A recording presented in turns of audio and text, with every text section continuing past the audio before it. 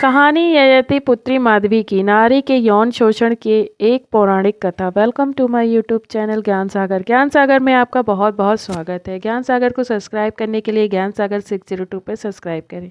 इस चैनल पर सिर्फ आध्यात्मिक पौराणिक कथाएं प्रस्तुत होंगी। अगर आपको वीडियो पसंद आती है तो हमारे चैनल को लाइक कमेंट शेयर करना ना भूलें और हमें कमेंट बॉक्स में ज़रूर बताएं कि आपको कहानी कैसी लगती है। कहानी ययाति पुत्री की, Yayati daughter Madhavi, story in Hindi.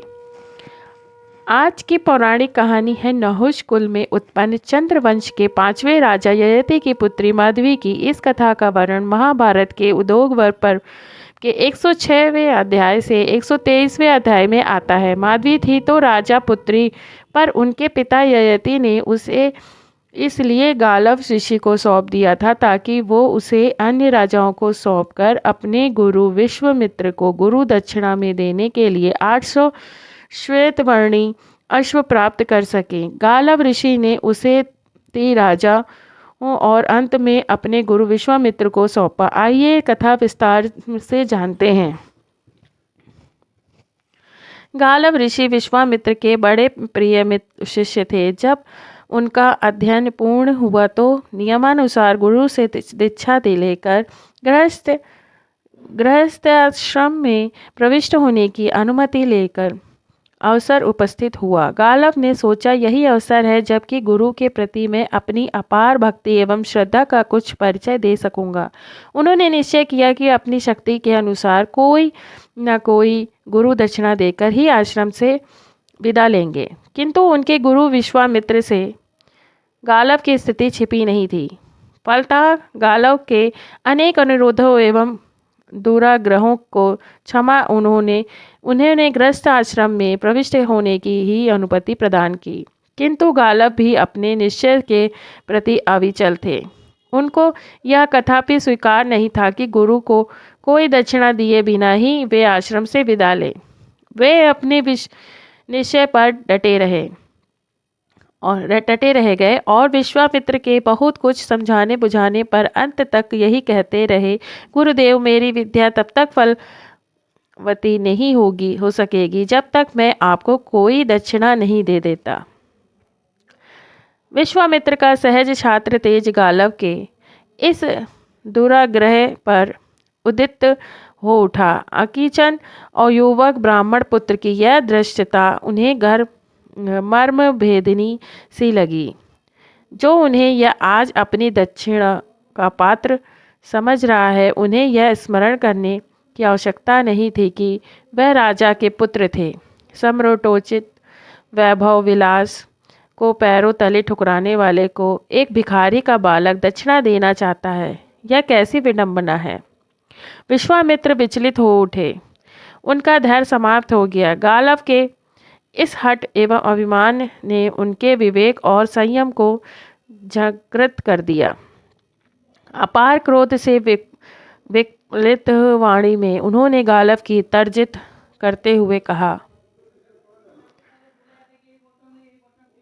दुराग्राही Galav, तुम्हें विश्वामित्र जैसे गुरु को संतुष्ट करने के लिए ऐसे 800 श्यामकर्ण अश्व देने होंगे जो चंद्रमा के समान श्वेत वर्ण के हैं। अत्यंत कठिन शर्त थी यह गालव के लिए, किंतु विश्वामित्र की यह वज्रवाणी स्वाभिमानी एवं दृढ़ निश्चय गालव को विचलित नहीं कर सकी। उन्होंने अत्यंत विनय और सत्कार भरे शब्दों से अपने आचार्य से तत्कालिक क्रोध को शांत करके इस दुर्लभ दक्षिणा को जुटाने के लिए यथेष्ट समय देने की याचना की, जिसे विश्वामित्र ने भी स्वीकार कर लिया। तेजस्वी गालव की पक्षीराज गरुड़ से विशेष मैत्री थी। फलतः विश्वामित्र की अमृषणी से बचाने के लिए गरुड़ ने गालव को बड़ा ही संग दिया। अपने काम काज से छुट्टी लेकर वह गालव के संग भूमंडल पर की पददक्षिणा करके ऐसे 800 श्यामकर्ण अश्व की खोज के लिए निकल पड़े। द्रुतगामी गरुड़ पर बैठकर समूचे भूमंडल की परिक्रमा कर चुकने पर भी जब गालव को सफलता की कोई आशा नहीं दिखाई पड़ी तो वह निराश होकर आत्महत्या के लिए उतारू हो गए। किंतु गरुड़ ने इस समय भी उनका साथ नहीं छोड़ा। अपनी सूझबूझ से उनके प्राणों की रक्षा करके उनको गालव को अभीष्ट सिद्धि के लिए गंगा यमुना के संगम स्थल पर बसे प्रतिष्ठा नपुर के स्वामी महाराज ययाति की शरण में चलने की प्रेरणा दी। महाराज ययाति का उन दिनों धरती के राजाओं में सर्वाधिक सम्मान था। अपने अतिथियों, यज्ञों एवं प्रजा के कल्याणकारी कार्यों के लिए ययाति को कुछ भी अदेय नहीं था। जब उन्हें गरुड़ समेत ऋषि कुमार गालव के आगमन की सूचना दी गई तो राजा ने उनका हार्दिक स्वागत सत्कार किया। गरुड़ ने अपने आगमन का प्रयोजन बताते हुए कहा राजा से, हे राजन, यह तपोनिधि गालव मेरे अभिन्न मित्र हैं। महर्षि विश्वामित्र के यह प्रिय शिष्य रहे हैं, किंतु दुर्योगवश गुरु दक्षिणा के प्रसंग पर गुरु शिष्य के बीच ऐसी विषम स्थिति उत्पन्न हो गई है कि उसकी शांति आपकी कृपा द्वारा ही संभव है। इन्हें गुरु दक्षिणा के लिए यज्ञ आदि शुभ कार्यों में शुभ व 800 श्याम कर्ण अश्व चाहिए। मेरा अपना विश्वास है कि आपकी कृपा बिना इस धरती पर गालव को ऐसे 800 तो क्या 2-4 अश्व भी नहीं मिल सकते। मेरी प्रार्थना है कि इस कठिन स्थिति में आप मेरे मित्र गालव की सहायता और रक्षा करें। नहुष नंदन, मेरे मित्र गालव तपस्या की मूर्ति हैं। इनका बृहत् तेज अद्वितीय है। यदि आप इन्हें उबाल लिया तो अपनी अमोघ एवं अपार तपस्या के फल से यह भी कभी आपको अनुग्रहित करेंगे। नरेश्वर, यह आपके लिए एक स्वर्ण संयोग उपस्थित हुआ है, जो गालव के समान परम विद्वान, सदाचारी एवं तेजस्वी याचक उपस्थित हुए हैं। आपके मित्र गरुड़ की मर्म स्थानीय वाणी सुनकर राजा ययाति प्रसन्न हुए, किंतु संयोगात उस समय उनकी स्थिति वैसी नहीं थी जैसे कि गरुड़ समझते थे। उन अनेक राज्य, सूर्य एवं अश्वमेघ यज्ञों में उन्होंने अपना संपूर्ण कोष रिक्त कर दिया था। कुछ क्षण गंभीर सोच विचार करने के अनंतर उन्होंने अपनी त्रैलोक्य सुंदरी कन्या माधवी को समर्पित करते हुए गालव से कहा, ऋषि कुमार, मेरी यह कन्या दिव्य गुणों से कृत है। देवी वरदान के अनुसार इसके द्वारा हमारे देश में 4 महान राजवंशों की प्रतिष्ठा होगी। इसे संग लेकर आप पृथ्वी के अन्य राजाओं के पास जाइए। ऐसी सर्वगुणोपेत एवं सुंदरी के शुल्क के लिए रूप में राजा लोग अपना राज्य तक दे सकते हैं। फिर 800 श्याम कर्ण अश्वों की तो बात ही क्या है, किंतु मेरी यह भी प्रार्थना है कि 800 अश्वों की प्राप्ति के बाद आप मेरी कन्या मुझे वापस दे देंगे। ययाति पुत्री माधवी को संग लेकर गरुड़ और गालव सर्वप्रथम अयोध्या के राजा हर्षय के पास गए, जो उस समय न केवल अपनी दानशीलता, शूरता, पर दुख करता तथा समृद्धि के कारण धरती भर में प्रसिद्ध थे, वरन संसार भर में चुने हुए अश्वों को रखने के कारण भी विख्यात थे। अयोध्यापति ने उनके आगमन का कारण पूछा। ऋषि कुमार गालव ने राजा हर्ष से माधवी के कुलशील एवं गुणों की चर्चा करते हुए जब अपना मनत्व प्रकट किया तो राजा हर्ष की प्रसन्नता का ठिकाना न रहा, किंतु विडंबना यह थी कि उनके पास वैसे श्याम कर्ण अश्वों की संख्या केवल 200 थी।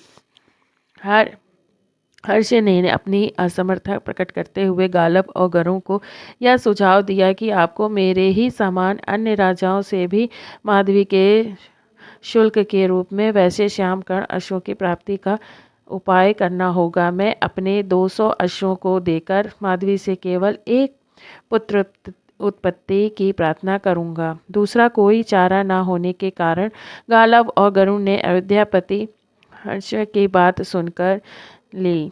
ययाति पुत्री माधवी को अयोध्या में निर्दिष्ट अवधि के लिए छोड़कर कुछ दिनों के लिए अन्यत्र चले गए। यथा समय राजा हर्ष के संयोग से माधवी ने वसुमना नामक एक स्वगुणोपेत पुत्र को उत्पन्न किया, जो बाद में चलकर अयोध्या के राजवंश में परम प्रसिद्ध हुआ।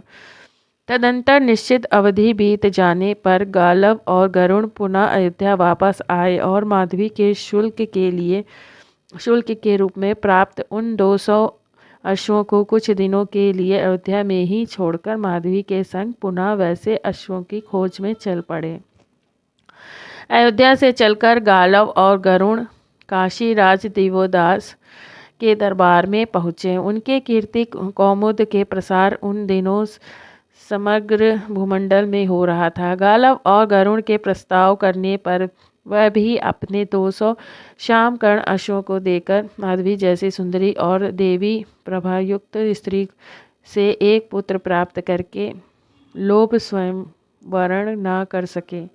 नियत समय बीत जाने पर माधवी के संयोग से काशीराज दिवोदास ने प्रदर्दक नामक पुत्र की प्राप्ति की, जो बाद में काशी राज्य का पुनरुद्धारक ही बनही।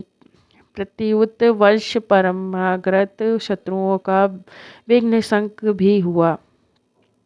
इस द्वितीय पुत्र पति के बाद भी सुंदरी माधवी पुनः ऋषि कुमार गालव के संग किसी अन्य राजा की राजधानी की ओर चल पड़ी। इस बार गालव और माधवी पक्षी राज गरुड़ के संग भोजराज उशीनर के यहाँ पहुंची, जो अपने समय के राजाओं में प्रतिष्ठित थे। भोजराज की अतिशय समृद्धि और अदम्य दानशीलता की उन दिनों पृथ्वी पर बड़ी चर्चा थी, किंतु संयोगता उनके पास भी 200 श्यामगण अश्व थे। गालव और गरुड़ की प्रार्थना पर राजा उशीनर ने भी त्रैलोक्य सुंदरी माधवी के संयोग से एक पुत्र प्राप्त कर अपने उन दुर्लभ अश्वों को उन्हें सौंप दिया। भोजराज का यही तेजस्वी पुत्र बाद में शिवी के नाम से विख्यात हुआ, जिसकी दानशीलता की अमर कहानी आज भी पुराणों की शोभा है। इस पुत्र की उत्पत्ति के बाद भी माधवी का रूप यौवन पूर्ववत बना रहा। गालव को अपनी गुरु दक्षिणा के रूप में अब 200 अश्व ही शेष थे, किंतु चिंता की बात यह थी कि गालव द्वारा विश्वामित्र से प्राप्त की गई अवधि समाप्ति पर थी और गरुड़ को यह ज्ञात हो चुका था कि धरती पर इन 600 श्यामकर्ण अश्वों से के सिवा कहीं अन्य एक भी नहीं बचा है। अब गालव की विश्वामित्र की शरण छोड़कर कोई अन्य गति नहीं थी, अन्यथा गरुड़ की सलाह मानकर 600 अश्वों और त्रिलोक सुंदरी माधवी और गरुड़ को संग लेकर वह विश्वामित्र के समीप पहुँचे और शेष 200 अश्वों की प्राप्ति असमर्थता प्रकट करते हुए विनय भरे स्वर से कहा, गुरुवर, आपकी आज्ञा से इस भूमंडल पर प्राप्त 600 श्याम कर्ण अश्वों को मैं ले आया हूँ, जिन्हें आप कृपा कर स्वीकार करें। अब इस धरती पर ऐसा एक भी अश्व नहीं बचा है, अतः मेरी प्रार्थना है कि शेष 200 अश्वों के शुल्क के रूप में आप दिव्यांगना माधवी को अंगीकार करें। गालव की प्रार्थना का अनुमोदन करुण ने भी किया। विश्वामित्र ने अपने प्रिय शिष्य की प्रार्थना स्वीकार कर ली और माधवी के संयोग से अन्य राजाओं की भांति उन्होंने भी एक तेजस्वी पुत्र की प्राप्ति की, जो कालांतर में अष्टक के नाम से प्रसिद्ध हुआ। बड़ा होने पर विश्वामित्र की अनुमति के अष्टक ने उनकी राजधानी का सारा कार्यभार ग्रहण किया और माधवी के शुल्क के रूप में प्राप्त उन 600 दुर्लभ श्यामवर्ण अश्वों का भी वही स्वामी हुआ। इन चारों पुत्रों की उत्पत्ति के बाद माधवी ने गालव को उन्मूलन करा दिया। फिर तो वह अपने पिता राजा ययाति के पास वापस कर दी गई, क्योंकि उसके पिता ने केवल 800 श्यामवर्ण अश्वों के शुल्क के लिए ही गालव को प्रदान किया था। अपने पिता के घर वापस पहुंचने पर वह पूर्ववत समादृत हुई। उसके अनंत रूप और यौवन से ने 4 पुत्रों की उत्पत्ति के बाद भी कोई कमी नहीं हुई थी। अपने इन चारों यशस्वी पुत्रों की उत्पत्ति के बाद जब वह पिता के घर वापस आई तो पिता ने उसका स्वयंवर करने का विचार प्रकट किया, किंतु माधवी ने किसी अन्य पति को वरण करने की अनिच्छा प्रकट कर तपोवन का मार्ग ग्रहण किया। तो ये थी दोस्तों कहानी। पौराणिक कथाओं में पहले महिलाओं के साथ बहुत ही शोषण हुआ है, लेकिन लोक कल्याण के लिए ये ज़रूरी था। धन्यवाद।